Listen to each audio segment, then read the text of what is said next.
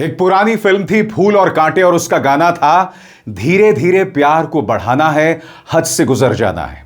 Petrol और diesel के दाम इसी तरह से बढ़ रहे हैं और आज भी पेट्रोल और डीजल के दाम बढ़ा दिए गए। जी हां, धीरे धीरे प्यार को बढ़ाना है, हद से गुजर जाना है। यही चेतावनी लगातार राहुल गांधी दे रहे हैं और विपक्ष दे रहा है कि पहले वोट चोरी की, अब आपके पैसों की चोरी करेंगे। पहले 3 रुपए पेट्रोल डीजल के दाम बढ़ाए, 2 रुपए सीएनजी के दाम बढ़ाए और आज 91 पैसे पेट्रोल के दाम बढ़ा दिए गए और डीजल के दाम बढ़ा दिए गए। यानी कि आने वाले दिनों में इसी तरह से हर 2 या 3 दिन के फर्क में पेट्रोल और डीजल के दाम बढ़ाए जाएंगे। और राहुल गांधी ने बिल्कुल फिल्मी अंदाज में कहा है कि आर्थिक तूफान आने वाला है, सब खत्म हो जाएगा, सिर्फ गौतम अडानी और मुकेश अंबानी बचेंगे। वो सीक्रेट गेम्स एक वेब सीरीज होती थी कि सब मर जाएंगे, सिर्फ तिवारी बच जाएगा, ऐसा कुछ डायलॉग था, आपको याद होगा। राहुल गांधी चेतावनी दे रहे हैं कि जो आर्थिक तूफान आने वाला है उससे देश के युवा, आम जनमानस को जबरदस्त नुकसान पहुंचने वाला है, मगर इस सरकार को कोई परवाह नहीं है। सबसे बड़ी बात, इस सरकार ने ऐसी व्यवस्था बना ली है जिसमें गौतम अडानी और मुकेश अंबानी को कोई नुकसान नहीं होगा। और राहुल गांधी ये तंज क्यों कस रहे हैं? क्योंकि आज खबर आई है कि गौतम अडानी के खिलाफ जो एक अमेरिकी अदालत में केस था वो बंद हो गया। और बंद क्यों हुआ और उसकी कीमत गौतम अडानी ने क्यों चुकाई, कुछ देर बाद। मगर सबसे पहले राहुल गांधी ने जो उत्तर प्रदेश गए हुए थे वहां से उन्होंने क्या कहा है, आइए सुनते हैं। हाँ, मैंने बोला है, काफी दिनों से बोल रहा हूँ कि मोदी जी ने जो इकोनॉमी पर का स्ट्रक्चर जो बदला है, अब आर्थिक तूफान आ रहा है और उन्होंने जो स्ट्रक्चर बनाया है अदानी अंबानी वाला, वो अब खड़ा नहीं रहेगा, वो टूटेगा पूरा का पूरा। और दुख की बात है कि नुकसान आम जनता को, मतलब वो अपने महलों में बैठे रहेंगे और यूपी के जो युवा हैं, यूपी के की जो जनता है, उनको पूरा का पूरा शॉक उनको लगेगा। आपने पहले तो दुख की, मुझे बोलने दीजिए, मुझे बोलने दीजिए। आपने सवाल पूछा है तो बोलने तो दीजिए ना। तो जो आर्थिक शॉक आ रहा है वो अब अदानी अंबानी को नहीं लगेगा, मोदी को नहीं लगेगा, अब उत्तर प्रदेश और देश के युवाओं को, किसानों को, मजदूरों को, छोटे बिजनेस वालों को लगने वाला है। और ऐसे लगने वाला है जो शायद बहुत सालों में नहीं हुआ है। तो बहुत कठिन समय आ रहा है। एक्शन लेने के बजाय नरेंद्र मोदी देश से कह रहे हैं कि फॉरेन ट्रिप पर मत जाओ और नरेंद्र मोदी दुनिया का चक्कर काट रहे हैं। तो ये हालत है। याद कीजिएगा दोस्तों, देश के गृह मंत्री अमित शाह ने आज तक को दिए गए इंटरव्यू में क्या कहा था कि पेट्रोल और डीजल के दाम नहीं बढ़ेंगे। प्रधानमंत्री नरेंद्र मोदी ने भी यही आश्वासन देश की जनता को दिया था। फिर उन्होंने कहा कि विदेश ना जाएं। प्रधानमंत्री फिर विदेश यात्रा पर पहुंच जाते हैं, मगर जाते तो हैं ही, वहां पर क्या होता है? वहां पर उनके स्वागत के लिए खुला पैसा खर्च होता है। वहां पर जो स्थानीय एनआरआईज हैं वो उनके लिए सभाएं आयोजित करते हैं, नृत्य कार्यक्रम आयोजित करते हैं। अंग्रेजी में एक शब्द है, एक एक्सप्रेशन है, ऑस्टेरिटी मेजर्स। जब देश के सामने ऐसी चुनौती है तो आपको कटौती करनी पड़ती है।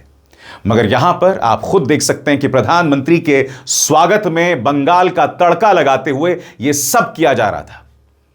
और क्या इससे देश का नाम ऊंचा जा रहा था? बिल्कुल नहीं जा रहा था। प्रधानमंत्री नरेंद्र मोदी से नॉर्वे में एक पत्रकार ने सवाल क्या पूछा, प्रधानमंत्री इस तरह से चलते बने।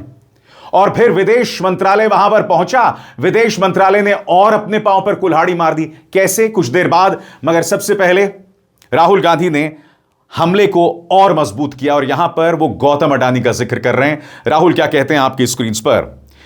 We get very good information these days. हमें आजकल बहुत अच्छी सूचना मिल रही है। Modi ji, did Norway agree to your personal request to remove Adani from their pension fund black list? क्या नॉर्वे आपकी उस गुजारिश पर सहमत हो गया है कि गौतम अडानी को पेंशन के ब्लैक लिस्ट से बाहर किया जाए? अब राहुल गांधी यहां किस चीज का जिक्र कर रहे हैं दोस्तों, मैं आपको बताना चाहता हूं। आपके स्क्रीन पर यह है सीएनबीसी टेलीविजन 18 की खबर, जो कहती है कि Norway's $2 trillion wealth fund has dropped Adani Green Energy from its portfolio. यानी कि $2 ट्रिलियन का जो उनका वेल्थ फंड है उससे गौतम अडानी को बाहर कर दिया गया है। इसी को लेकर राहुल गांधी ताना मार रहे हैं प्रधानमंत्री पर। अब यह बात जो राहुल गांधी ने कही गौतम अडानी के ऊपर, इसे जोड़िए जो बात राहुल गांधी ने शुरुआत में कही थी कि देश में आर्थिक तूफान आ रहा है, सबको नुकसान होगा मगर गौतम अडानी और मुकेश अंबानी को नहीं होगा, क्योंकि उन्होंने अपना इंतजाम कर लिया है। प्रधानमंत्री नरेंद्र मोदी उनका खास ख्याल रखते हैं।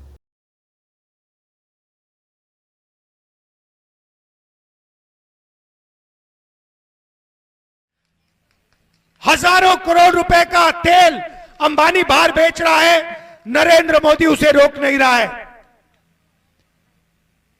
दुख की बात है कि नुकसान आपको होने वाला है। अंबानी अडानी भाग जाएंगे, अपने महलों में छुप जाएंगे, मगर किसान, मजदूर, छोटा व्यापारी, हिंदुस्तान का बेरोजगार युवा, ये सब नष्ट हो जाएंगे। नरेंद्र मोदी उल्टी सीधी बातें करते हैं, देश के किसान से कहते हैं, देश के मजदूर से कहते हैं, देश के छोटे व्यापारियों से कहते हैं इलेक्ट्रिक गाड़ी खरीदो। अरे भाई, यहां पे भोजन नहीं मिल रहा, रोजगार नहीं मिल रहा, और पता नहीं कौन सा सपना देख रहे प्रधानमंत्री, देश को कह रहे हैं इलेक्ट्रिक गाड़ी खरीदो।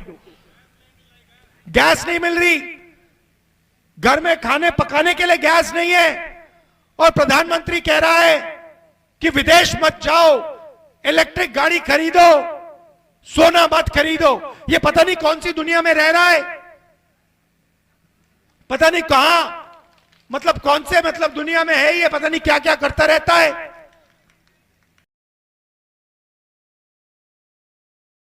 देखिए हमारे मीडिया वाले हैं यहां पे,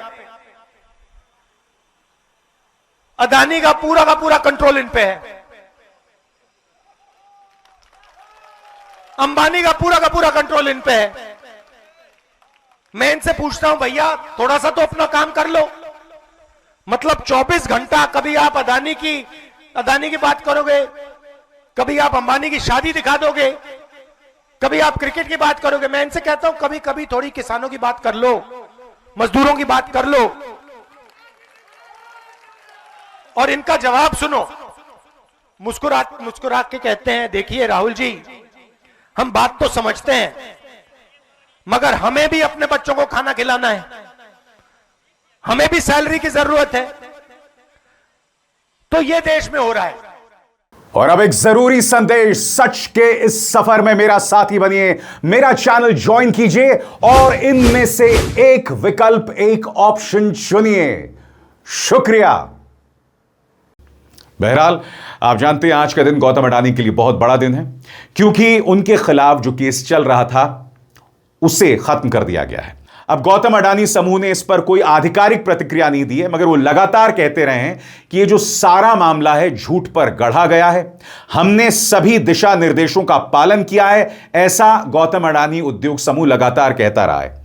मगर जो न्यूयॉर्क टाइम्स की रिपोर्ट आई थी उसके मुताबिक आपको समझना पड़ेगा कि जो केस उनके खिलाफ खत्म हुआ है उसके एवज में गौतम अडानी ने क्या किया है आपकी स्क्रीन पर। जुर्माना भरने के बाद गौतम अडानी ने $10 अरब यानी करीब 96,000 करोड़ से ज्यादा का इन्वेस्टमेंट अमेरिका में किया, जिससे वहां पर 15,000 नौकरियां पैदा होंगी। सबसे बड़ी बात, न सिर्फ गौतम अडानी वहां की अदालत में जुर्माना भरेंगे, बल्कि अमेरिका में भी वो करीब 15,000 नौकरियां पैदा करेंगे। और इसी को लेकर राहुल गांधी हमलावर हैं। हालांकि मैं स्पष्ट कर दूं कि गौतम अडानी अभी बिहार गए थे और वहां पर भी, जैसा कि उनका उद्योग समूह दावा कर रहा है, हजारों करोड़ जो हैं वो डोनेट किए गए हैं बिहार के लिए। यानी कि गौतम अडानी बता रहे हैं कि भाई मैं अपने देश में भी हजारों करोड़ की नौकरियां जो हैं वो पैदा करूंगा। मगर सीधा सा सवाल, गौतम अडानी न सिर्फ अमेरिका में 15,000 नौकरियां पैदा करेंगे, जुर्माना भरेंगे, बल्कि क्या आप जानते हैं कि अदालत में अब उनका वकील जो था वो ट्रंप का अपना निजी वकील था, उनका अपना प्राइवेट वकील था, लॉयर था। यह सबको सौभाग्य हासिल नहीं होता है, यह सौभाग्य गौतम अडानी को हुआ है। और विपक्ष इसलिए पूछ रहा है कि इसके बदले में देश ने क्या कीमत चुकाई है। क्या कीमत चुकाई है? महंगाई मुंह बाहे खड़ी है और जैसे मैंने आपको बताया, आज भी पेट्रोल और डीजल के दाम बढ़ा दिए गए। जैसे कि आप देख सकते हैं, दिल्ली में अब पेट्रोल के दाम जो हैं 87 पैसे बढ़ा दिए गए हैं, वो करीब 98.64 हो गए हैं। कोलकाता में 109 रुपए 70 पैसे, मुंबई में 107 रुपए 59 पैसे, चेन्नई में 104 रुपए 49 पैसे।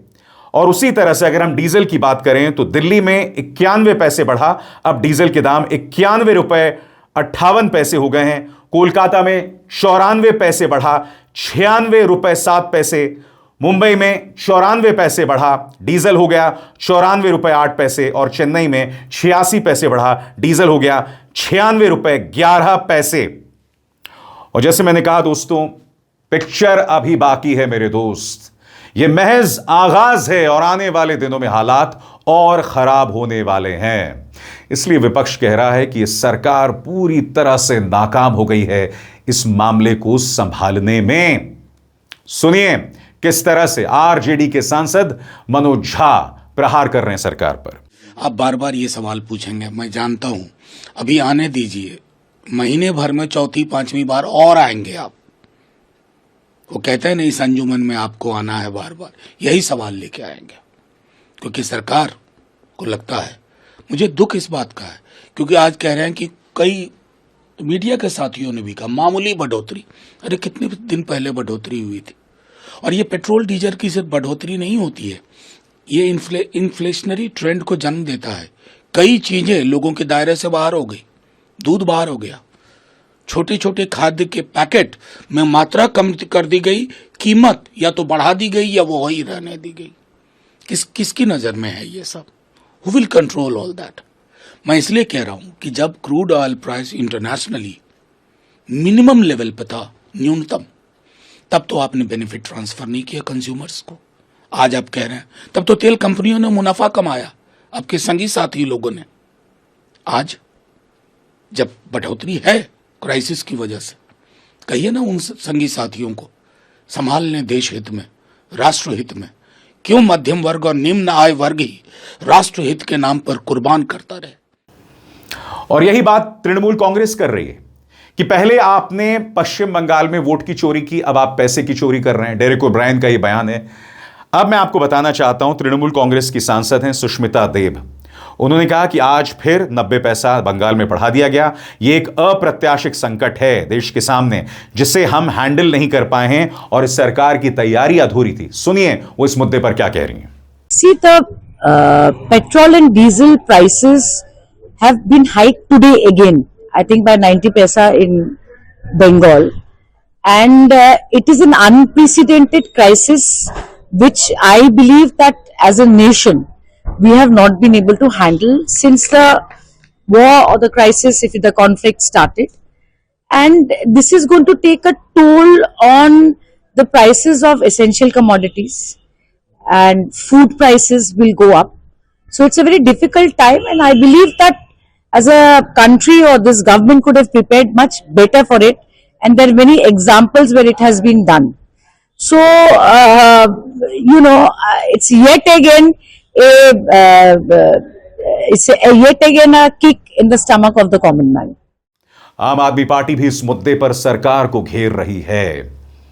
अनुराग ढांडा का बयान आपकी स्क्रीन पर। पार्टी के प्रवक्ता हैं, कहते हैं मोदी सरकार रोज रोज पेट्रोल डीजल के दाम बढ़ा रही है, गरीब और मिडिल क्लास को तिल तिल कर मारा जा रहा है। तेल गैस से लेकर राशन तक सब कुछ महंगा होता जा रहा है और कमाई बढ़ ही नहीं रही है। दोस्तों दिक्कत क्या, मैं आपको बताता हूं। दिक्कत है जवाबदेही की, क्योंकि यहां पर न सिर्फ पेट्रोल और डीजल के दाम बढ़ रहे हैं और देश की जनता को भ्रमित किया गया। देश की जनता को क्या कहा गया कि भाई जो भी संकट आएगा पेट्रोल और डीजल के दाम नहीं बढ़ेंगे। संकट हमारे सामने था। 28 फरवरी को वो संकट शुरू हुआ था, ईरान जंग, और हम जानते हैं उसमें हमारा कोई किरदार नहीं था। पेट्रोल और डीजल के दाम बढ़ने थे। मगर फिर आप जब चुनाव खत्म हो जाते हैं, उसके बाद आप देश की जनता के सामने आते हैं। उस वक्त आप देश की जनता के सामने आते हैं और कहते हैं कि साहब अब आप विदेश मत जाइए, सोना मत खरीदिए, पेट्रोल और डीजल की कम खपत कीजिए। जब चुनाव चल रहा था तब भी आप देश के सामने आए थे। कैसे आए थे? रात 8:30 बजे आए थे। क्या करने आए थे? आप देश की जनता के सामने गलत बयानी कर रहे थे। वो गलत बयानी क्या है? कायदे से मुझे झूठ बोलना चाहिए, मगर आप प्रधानमंत्री हैं, मैं उस पद की बहुत इज्जत करता हूं। जैसा कि आप जानते हैं, संसद में डीलिमिटेशन बिल पारित नहीं हो पाया। तीनों बिल डीलिमिटेशन से जुड़े हुए थे, मगर प्रधानमंत्री ने देश की जनता के सामने क्या कहा कि कांग्रेस, समाजवादी पार्टी और तृणमूल कांग्रेस ने महिलाओं का अपमान किया महिला विधेयक पारित न करवाकर। वो तो पारित हो गया है, फिर भी प्रधानमंत्री ने देश की जनता के सामने गलत बयानी की, ऑफिशियल प्रचार तंत्र का गलत इस्तेमाल किया। कायदे से अगर प्रधानमंत्री 8:30 बजे आकर आलोचना कर रहे थे तो राहुल और ममता को भी मौका मिलना चाहिए था। उन्हें तो ये मौका नहीं मिला, मगर प्रधानमंत्री ने देश की जनता के सामने किया। जैसे मैं कह रहा हूं ना, जवाबदेही कुछ नहीं है। सवाल जो पूछा गया, अब देखिए, नॉर्वे में कहा जा रहा है कि साहब वो प्रेस कॉन्फ्रेंस नहीं थी, प्रेस ब्रीफिंग थी। अरे मुझे बताइए, प्रेस कॉन्फ्रेंस में प्रधानमंत्री कौन से सलीके से सवाल दे पाए हैं आज तक? देश में आज तक कब उन्होंने प्रेस कॉन्फ्रेंस किया है? और उसके बाद विदेश मंत्रालय आता है, विदेश मंत्रालय में अधिकारी आते हैं, उनसे सवाल पूछा गया कि आप पर भरोसा क्यों किया जाए, तो ये बोलने लगते हैं कि हमारे देश में अदालतें हैं, हमारे देश में महात्मा गांधी की परंपरा है। अरे भाई, भाजपा नहीं विश्वास करती महात्मा गांधी की परंपरा पर। और देखिए सिबी जॉर्ज किस फिल्मी अंदाज में उनसे जब सवाल पूछा गया ह्यूमन राइट्स को लेकर, फिल्मी अंदाज में किस तरह से बौखला गए। ये हैं हमारे ब्यूरोक्रेट्स, देखा जाए। So India has a constitution, which I'm sure that some of you are aware of. It was established immediately after our freedom struggle. Again, a freedom struggle led by Mahatma Gandhi. Peaceful way, peaceful, non-violent. That is why the United Nations celebrate his birthday, October 2nd, and International Non-Violence Day. So, we have a constitution. Let me just give you a summary of what the Indian constitution guarantees today. The preamble of the constitution, as you know, we the people of India. और इसी मुद्दे पर RJD की प्रवक्ता प्रियंका भारती ने प्रहार किया है। प्रियंका भारती क्या कहती हैं? रिपोर्टर, जब भारत में फंडामेंटल राइट्स छीने जा रहे थे तो नॉर्वे भारत पर भरोसा क्यों करे? विदेश मंत्रालय, हमारे पास गांधी है, प्राचीन सभ्यता है और एक संविधान है जो मौलिक अधिकारों की गारंटी देता है। अगर अधिकारों का उल्लंघन होता है तो लोग कोर्ट जा सकते हैं। अब इस पर प्रियंका कहती हैं, एमए ने यह क्यों नहीं बताया कि जिस संविधान की वो बात कर रहे हैं उसके निर्माता के बारे में भारत सरकार के गृह मंत्री कहते हैं अंबेडकर मत करो। एमए ने यह क्यों नहीं बताया कि वो गांधी की बात कर रहे हैं, लेकिन भारत सरकार गोडसे को पालने वालों के हाथों की कठपुतली मात्र बन गई है। एमए ने यह क्यों नहीं कहा कि संविधान मौलिक अधिकारों की गारंटी देता है और उसी संविधान को बदलने की बात उनकी सरकार में बैठे नेता कई बार कर चुके हैं। जैसे मैंने कहा ना दोस्तों, कोई जवाबदेही नहीं है। जहां पकड़े गए वहां गांधी का सहारा लो और उसी गांधी को 24 घंटे तुम्हारा प्रचार तंत्र गाली देता रहता है। आपके नेता उनका अपमान करते रहते हैं, यह हकीकत है। और अदालतों की बात मत कीजिएगा। 5 साल से कई लोग आतंकवाद की धाराओं में जेल में सड़ रहे हैं। कल ही सुप्रीम कोर्ट ने उस पर टिप्पणी की कि बेल नियम होना चाहिए, जेल एक्सेप्शन होना चाहिए। मामला था गुलफिशा फातिमा का और इशारा किया जा रहा था उमर खालिद के बारे में। और यहां पर सिबी जॉर्ज हमें भरोसा दिलवा रहे हैं कि साहब अदालतें हैं। अदालतों में क्या चल रहा है आपको पता है ना? हमारे चीफ जस्टिस ऑफ इंडिया ने बेरोजगारों और युवाओं के लिए कॉकरोच शब्द का इस्तेमाल किया। जस्टिस स्वर्णकांत शर्मा की पहल पर अरविंद केजरीवाल और आम आदमी पार्टी के नेताओं के खिलाफ कंटेम्प्ट ऑफ कोर्ट केस जो है उसको लेकर नोटिस जारी हुआ है। उन्होंने सिर्फ यही सवाल पूछा था कि आपके जो बच्चे हैं वो केंद्र सरकार के नुमाइंदे तुषार मेहता के साथ काम क्यों कर रहे हैं। सिर्फ यह सवाल पूछा गया था, पारदर्शिता की बात की गई थी। और यहां पर सिबी जॉर्ज जो हैं वो बात करते हैं अदालतों की। अदालतों के जजेस रिटायर होने के बाद सीधे राज्यसभा पहुंच जाते हैं। रंजन गोगोई, अब्दुल नजीर आंध्र के गवर्नर बना दिए जाते हैं, कूलिंग ऑफ पीरियड खत्म भी नहीं होता है। अशोक भूषण एनसीएलटी के प्रमुख बना दिए जाते हैं। शेखर यादव इलाहाबाद हाईकोर्ट के जज जो कहते हैं कि जजमेंट संविधान के हिसाब से नहीं होगा, जजमेंट होगा मेजॉरिटी के हिसाब से, हिंदुओं के हिसाब से होगा। साउथ के भी एक जज हैं जो आरएसएस के कार्यक्रम में जाते हैं। और खुद जस्टिस स्वर्णकांत शर्मा, क्यों आपत्ति जतलाई गई? सिर्फ इसलिए नहीं कि उनके बच्चे केंद्र सरकार की एजेंसीज के साथ काम कर रहे हैं, बल्कि इसलिए भी कि जस्टिस स्वर्णकांत शर्मा कम से कम 4 बार आरएसएस से जुड़े समारोह, संस्था के समारोह में जा चुकी हैं। और यहां पर हमारे विदेश मंत्रालय में एक सचिव हमें भरोसा दिला रहे हैं कि अदालतों पर विश्वास किया जा सकता है। वो फर्क देश की जनता साफ तौर पर देख रही है। मगर एक बार फिर उस बात पे गौर करें जो राहुल गांधी ने कहा कि सब कुछ खत्म हो जाएगा, सिर्फ गौतम अडानी और मुकेश अंबानी रह जाएंगे। आर्थिक तूफान आ रहा है। राहुल गांधी इससे पहले भी कई मुद्दों पर चेतावनी देते रहे हैं। अब देखना यह है कि इसको लेकर सरकार की तैयारी क्या है। क्या एक बार फिर साजिश, देशद्रोह, इन्हीं मुद्दों में देश की जनता को उलझा कर रखा जाएगा। अभिसार शर्मा को दीजिए इजाजत। नमस्कार।